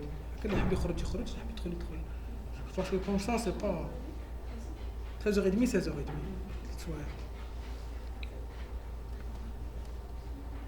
ما نعرف نخدموا اسمه مع اللي يخدم rattrapage الله لا يشوفكم ان شاء الله. Donc ils ne se plaignent pas.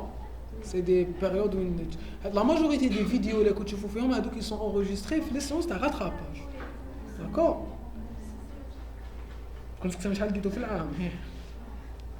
Donc, la perte de les pressions oncotiques, elle va créer des œdèmes.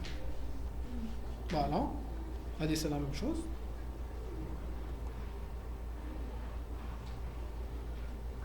La diffusion se fait dans la même... on se répète. La diffusion, c'est le passage direct à travers la membrane. C'est pas important. On est en train de vous parler des gaz, du CO2. Les gaz, ils n'ont pas besoin de transporteur. D'accord? Ils passent directement, c'est la diffusion simple à travers la membrane. Les mouvements d'eau se font par osmose. À l'état stable, le débit net est nul. Il y a autant d'entrées que de sorties. Donc le bilan total est nul. Le débit total est nul. Le transport actif, la présence de protéines en concentration élevée dans les cellules, génère une pression osmotique favorable à l'entrée de l'eau dans la cellule. Voilà, c'est une force oncotique qui va attirer l'eau. À l'état normal, la cellule compense son flux par l'expulsion de Na+, donc elle garde avec l'équilibre. Imaginez tout comme une cellule, comme le milieu vasculaire. La cellule fait bzaf les charges négatives. Donc elle va dire qu'il y a la pompe. Donc ماشي صراحه نقعد Na+ غير يدخل ومع الك+ يخرج ومن بعد il y aura un équilibre وين تكون la membrane plasmique فيها 0 في le milieu intracellulaire ou 0 في le milieu extracellulaire. Donc on n'aura jamais de potentiel de repos. Et qui m'est que j'ai un potentiel de repos, je ne peux pas fonctionner et je vais mourir. Donc je dis le principe كامل تاع la vie تاع la cellule c'est la pompe. La pompe elle est tout le temps active وش دير خرجت le 1A+ ودخل K+. وعلاش pour garder le déséquilibre. باش تخلي الحياة هي le déséquilibre. Bon, c'est un peu faux, mais معليش. Tant que la cellule vit, elle va s'opposer à cette stabilité. Comment? En créant un gradient de concentration, en expulsant les cellules contre leur gradient de les ions contre leur gradient de concentration. Aïe, aïe, aïe, aïe, aïe.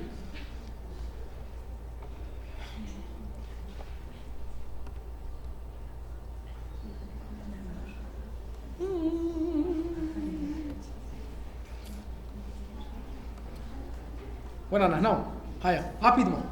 Impact du gain, impact du gain ou de la perte d'eau ou d'osmol dans le liquide extracellulaire. Moi, je suis calme, de la pression. Impact du gain ou de perte d'eau ou d'osmol dans le liquide extracellulaire sur la distribution de l'eau entre les compartiments intra- et extracellulaires. Donc, à classe, on a parlé de l'eau, de son équilibre, des différentes répartitions entre le milieu intracellulaire et le milieu extracellulaire. Donc quand on va voir s'il y a une perte de l'eau ou des ions, quel est le résultat? Les mouvements d'eau sont régulés par la composition en électrolytes du milieu intérieur, principalement le sodium. L'eau extracellulaire, tout mouvement de sodium entraîne un mouvement d'eau. En particulier, les pertes de sodium entraînent toujours une perte d'eau. Donc, quand j'ai une élimination rénale de sodium, cette élimination rénale de sodium va entraîner avec elle une élimination d'eau.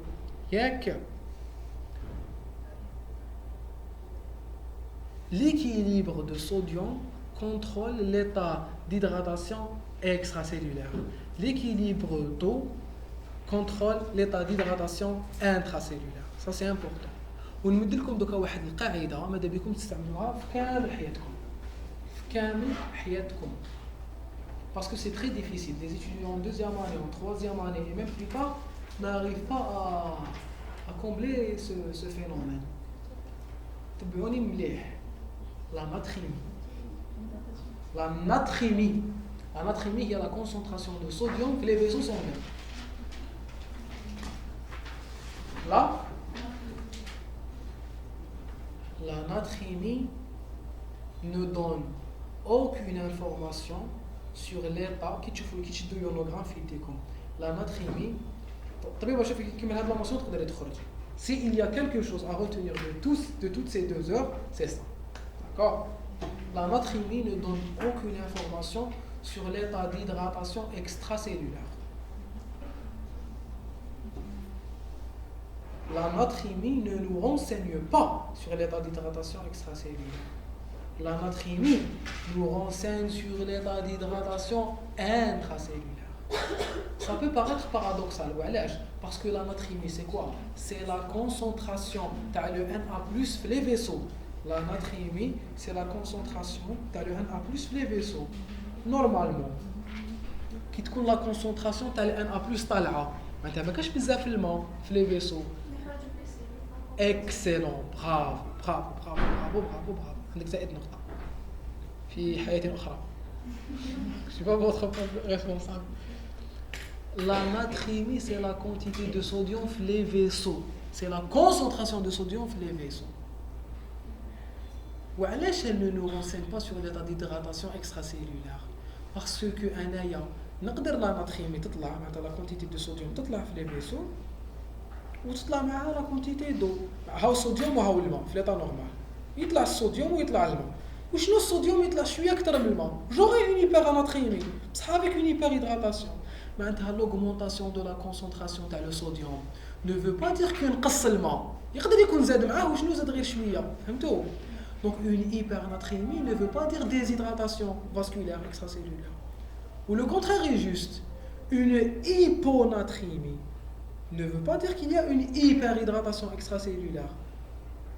معناتها كي تهبط لا كونسونطراسيون تاع الصوديوم ماشي معناتها كاين بزاف الماء في لي فيسو يقدروا يكونوا هبطوا بين زوج وشنو الصوديوم هبط بزاف دونك جوري اون هيبوناتريمي افيك اون ديزيدراتاسيون extracellulaire. Mais بصح La natrémie nous renseigne sur l'état d'hydratation intracellulaire. La natrémie nous renseigne toujours une hypernatrémie معناتها عندكم une déshydratation intracellulaire. اكتبوا دي حفظوها في راسكم ما تنساوهاش. Hypernatrémie égale déshydratation intracellulaire. Hypernatrémie égale déshydratation intracellulaire. Hypernatrémie égale déshydratation intracellulaire. Hyponatrémie veut dire hyperhydratation intracellulaire.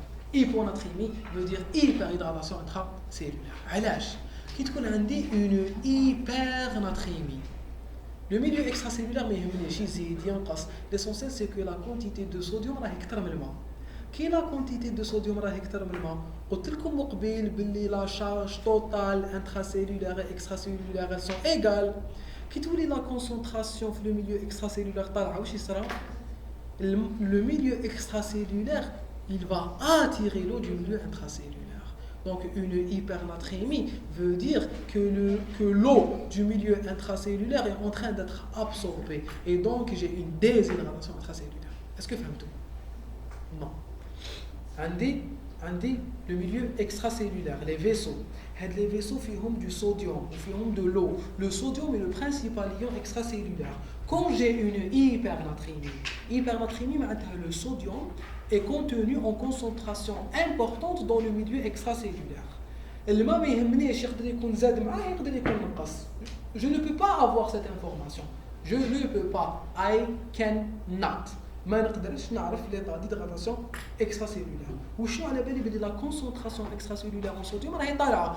Puisque راهي طالعه, elle est en train d'absorber l'eau. Elle est en train d'absorber l'eau. Et puisqu'elle est en train d'absorber l'eau du milieu intracellulaire, على بالي بلي كاين une déshydratation intracellulaire. على بالي بلي كاين une déshydratation intracellulaire. Le contraire, quand j'ai une hyponatrémie, la quantité de l'eau في les vaisseaux ما على باليش كيفاش راهي. Je n'ai aucune information. يقدر يكون الصوديوم hyponatrémie معناتها الصوديوم يهبط بارابور الماء. يقدر يكون الصوديوم هبط والماء قعد نورمال.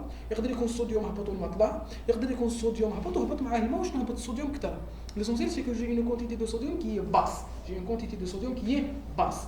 Qui هبط le sodium واش يصرى؟ La concentration في le milieu vasculaire تنقص. L'eau passe du milieu le moins concentré vers le milieu le plus concentré. Donc, يبدا الماء يدخل les cellules. Et j'aurai une hyperhydratation intracellulaire. Donc, hypernatrémie veut dire déshydratation intracellulaire. Hyponatrémie veut dire hyperhydratation intracellulaire. Il nous reste 10 minutes. Hayya. L'eau intracellulaire dépend de l'eau des électrolytes. Toute perte hydrique ou inflation sodée. Écoutez, vous mettez inflation sodée. Le sodium يطلع أكثر من الماء. S'accompagne des mouvements d'eau des cellules vers le milieu extracellulaire. Qui يطلع le sodium par rapport à l'eau dans le milieu vasculaire. Cette augmentation va attirer l'eau des cellules et j'aurai une déshydratation intracellulaire. Un bilan hydrosodé déséquilibré ne modifie que le compartiment extracellulaire. L'osmolalité est normale. D'accord? Au début. Donc, supposons que j'ai une perte de l'eau, la déshydratation globale. Si j'ai une perte de sodium ou d'eau, si j'ai la perte de sodium et d'eau, kiff. Par exemple, au niveau du rein, le rein élimine le sodium. Qui élimine le sodium il peut être d'accord. Donc, il y a le milieu extracellulaire. Le milieu extracellulaire, il y a le sodium. Qui يخرج منه le sodium, il ينقص. J'ai une déshydratation, صح ولا لا؟ بصح هذا الماء يخرج الصوديوم. Puisque يخرج الصوديوم معناتها le sodium ينقص مع الماء. معناتها la concentration reste la même. معناتها le milieu intracellulaire ما يحسش. Puisque c'est la différence de concentration qui contrôle le mouvement. مسكين هو il est en train de se déshydrater بلا ما يحس. ينقص le milieu extracellulaire ou le milieu intracellulaire normal. حتى la quantité d'eau تولي بزاف هابطه تبدا تطلع لا كونسونطراسيون تاع ان ا يبدا يحس يبدا يخرج في الماء وجوري une déshydratation globale. Donc je commence par avoir une déshydratation. Toutes les déshydratations en général commencent par la déshydratation extracellulaire. ياك وبعد il se transforme en une déshydratation mixte ou la globale. Une hyper ou une hypoosmolarité du compartiment extracellulaire modifie la distribution d'eau entre le compartiment extracellulaire et le compartiment intracellulaire. Voir les schémas. Les schémas, on a terminé. D'accord? excès volumique isotonique. Donc supposons que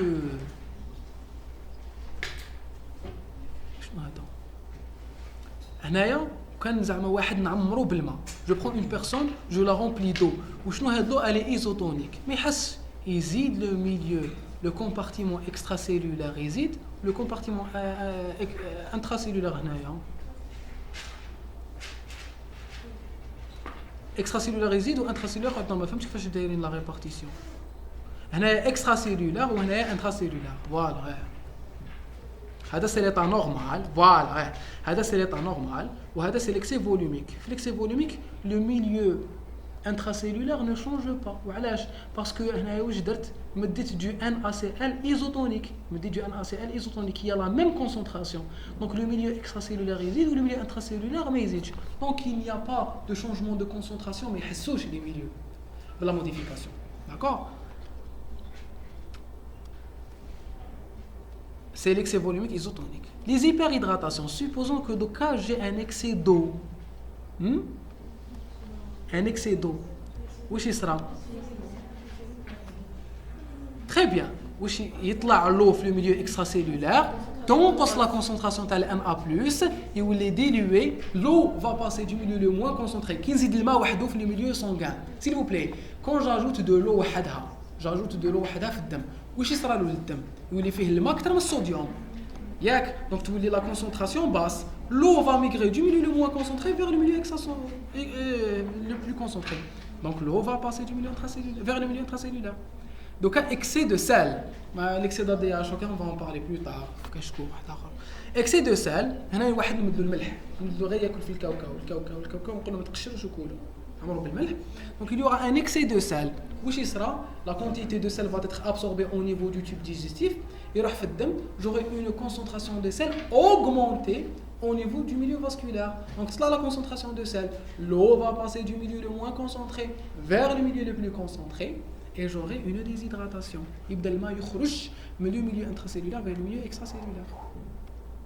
Voilà. Conclusion. L'eau et les substances minérales sont réparties dans l'organisme de façon non homogène en volume. Le milieu intracellulaire contient beaucoup plus d'eau que le milieu extracellulaire. Le volume du liquide de chaque compartiment reste stable. Cette stabilité constitue l'équilibre hydroélectrolytique où plusieurs facteurs concourent à cet équilibre en assurant l'annulation des bilans journaliers d'eau et des électrolytes. Quand j'ai des toxines qu'il faut éliminer, quand j'ai de l'eau qu'il faut éliminer, je l'élimine.